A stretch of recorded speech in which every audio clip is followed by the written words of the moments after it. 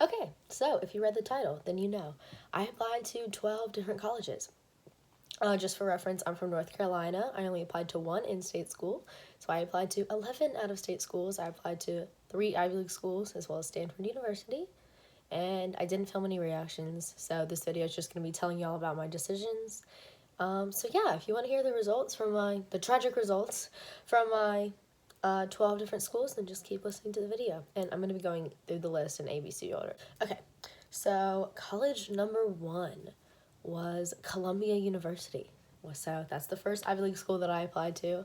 I visited Columbia when I was 15, when I went to New York City. 3 years ago, I guess. Yeah, 3 years ago. And I loved it. The campus was super nice. It has a really good business program because that's what I'm majoring in. And so I was like, yeah, I'm totally going to apply. Didn't really realize that their acceptance rate was 6%. So Ivy Day comes. I didn't get into Columbia. That was, once I kind of like learned how the process worked, didn't really expect to get in. But when I went, when I was a 15-year-old, I was like, yeah, like I could totally go here. No. So that was a rejection. All right, so next is Emory University, which is in Atlanta. So this is probably my favorite college visit that I did because they had like a program where they split up the kids and the adults, so I got to meet some other kids, and so I really enjoyed that. And the campus is so pretty. The buildings are so nice there, and I actually thought that I had a pretty good chance of getting in. I visited my junior year, so I knew a little bit more about the college admissions process, and I got rejected. So I don't remember exactly when that decision came out. I think it was a couple days before Ivy Day. I did early. Okay, so I got rejected from Emory in like January, I'm pretty sure. Yeah. So that was rejection number 2. That wasn't rejection number 2 in the chronological order, but in this video's order, that was rejection number 2. So then, keeping with Atlanta, I applied to Georgia Tech, which is a public university in Atlanta, as I'm sure most of you know. I visited there, obviously, the same trip that I visited Emory, and I love my visit there too. I really liked, because I like downtown settings, so I really liked how the campus was kind of merged with downtown Atlanta. And then I got rejected from Georgia Tech. I don't remember if I did early or not. I think I got rejected from that one. I got rejected from that one in January, because I remember I actually thought that I was going to get into that one. And so once I got rejected from Georgia Tech, I was like, yeah, I'm really not going to get in anywhere else. And so then I had no confidence in myself. But yeah, I didn't get into Georgia Tech. Obviously, like this year, I'm sure you've heard, it was the most selective year for a lot of colleges. So when I say I'm surprised that I didn't get in, I was just like, I didn't really know the stats is accurate and stuff like that. So yeah. All right. So jumping way down in the alphabet, we have NYU. Clearly, it's in New York City. I didn't really know anything about NYU when I went to New York City when I was 15. So I didn't tour the campus in quotation marks, but I love New York City. And like I said, I really kind of wanted to go to a school that was in a big city setting. I didn't really like the whole college town idea. And just like, they have such a good business program. But when I Googled their acceptance rate, it was 27%, and so I was like, okay, that's a pretty good percentage. I think I have a good chance. What I didn't realize was that it was 27% 2 years ago, and then it had dropped 11% or 9% down to 18% last year, and so I thought I had a lot better chance than I did. And it went down to 15% this year, and I didn't get in. So that was rejection number 4 on this list. Okay, so next up is Princeton University. So spring break of my junior year, we went to DC, Princeton, and Philadelphia, and we toured Georgetown, UPenn, and Princeton. Didn't really like Georgetown, so I only ended up applying to Penn and Princeton. Keeping up with the Columbia trend, I opened up Columbia on Ivy Day. I opened up Princeton. I did not get in. So there's rejection number, what are we on now? Rejection number 5. All right. Next up was when I say NYU is my top choice, it was my top choice after I got rejected by Stanford University, shockingly, with their 4% acceptance rate or something like that. I've never been to Stanford. I've literally never been further west. Is it west? West, I think. Okay, if it's further west, no wonder I didn't get in anywhere. Never been further west than like Tennessee, so I've never been to California, clearly. But I just always had this idea in my mind that Stanford was the best school in the country. So, told my parents, please pay that $90 application fee. I wrote those 11 essay questions. Was feeling really good about it. That I applied early action to Stanford, so that was the first non-rolling admissions decision that I got. I find out that it's coming out a week early, December 7th. I'm at a swim meet. I run to the locker room. I log in, and I was rejected. And I was like, that one really hurt, because I didn't think I really thought I had a good chance of getting in there, but it was just my dream school for so long. So that was kind of, after that, I was a lot more realistic about how the rest of the process was going to go. There's rejection number 6. We're already halfway. Okay, so next up we have the University of Georgia, which I did not visit before I applied. My parents basically told me that I needed to have some more realistic options on my list and that UGA had a good business program. And so I applied. Their application was pretty simple. It wasn't on the Common App, so I had to do it separately. But my decision came back, I think, less than a month after I applied, and I got in. I also got into their honors college, and then I got a good merit scholarship that brought it down to what would be pretty much equivalent to in-state tuition. And so then I went to honors day about a month after getting in, and I really liked it. The campus was really nice.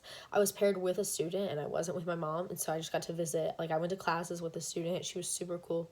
She was also in their business school, and so I really loved my visit there, and so I'm definitely glad that my parents made me apply.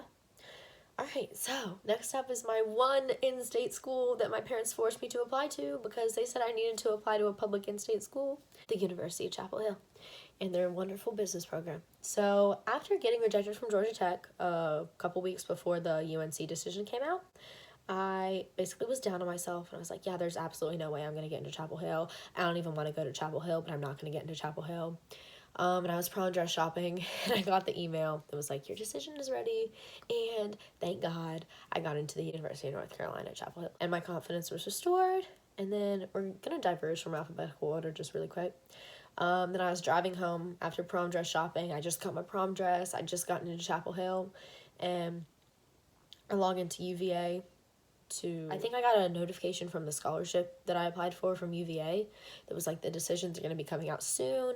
I thought that meant, oh, the decisions are going to be coming out in a couple days. No, it meant they were out. And I'd actually gotten into UVA, which I was super excited about because, again, after getting rejected by Georgia Tech, I really didn't think I was going to get into UVA because this year they had like a 19% out-of-state acceptance rate, I think.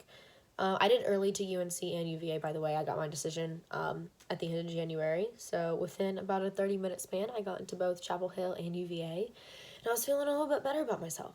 Okay, so next up is UPenn, which I visited on my spring break trip that I mentioned earlier. The campus was really nice. Had a really good visit there. And their business program is number 1 in the country, basically. I mean, clearly it depends on what rating you look at, but a lot of the online rankings have Wharton. UPenn's business school is number 1, so I was like, yeah, we're gonna apply here. Ivy Day comes, Columbia, it's a no. Princeton, it's a no. UPenn, it's a no. So I got rejected 3 times in 1 minute because I literally pulled up the admissions pages for each. And so I had it Princeton, Columbia, Penn, and then I just did each one, and no. It was fine. So next up is the University of Tennessee, Knoxville, which I basically I don't even know. I had to apply there. I didn't have to apply there, but I wanted to apply there because my name is Peyton. I'm literally named after Peyton Manning because we're the biggest Tennessee fans in this house. And Tennessee has a good business program. So I applied to Tennessee. That was the first school I heard back from because I heard back within, I think, 2 or 3 weeks. I don't even think one of my teachers submitted my recommendation and I still heard back. But I got into Tennessee in mid-November, I think was when I heard back from Tennessee. And I got into their honors college as well. And I also got a merit scholarship that brought it down to about in-state tuition. We didn't visit Tennessee because we literally go every single year for football games. And I've been there for camps and stuff before. But I love Knoxville, and I love Tennessee. Okay, so finally, out of my 12 schools was Vanderbilt. Vanderbilt University in Nashville. Hadn't visited there. We said, okay, if you get in, because it's kind of far away, we'll go visit. I applied. For some unknown reason, I also tried to apply for a scholarship there. Based on my past history with these good schools, I did not get into Vanderbilt University. So there's rejection number 8, which I got March 27th, the night before Ivy Day. My Vanderbilt rejection came out, so I got 4 rejections in okay. I got 5 rejections in 24 hours because Vanderbilt came out the night before and NYU came out a couple hours before Ivy decision. So between March 27th and March 28th, I was rejected 5 times, which it hurt a little bit, not gonna lie, but the only one I really thought I had a chance about was NYU. So by the time Vanderbilt came around, I was just like, I'm not going to get in. So I've never visited Vanderbilt, and I'm probably never going to visit Vanderbilt. I can't even say it. No wonder I didn't get in. Okay, so that was my 12 schools. I only got into 4 out of 12.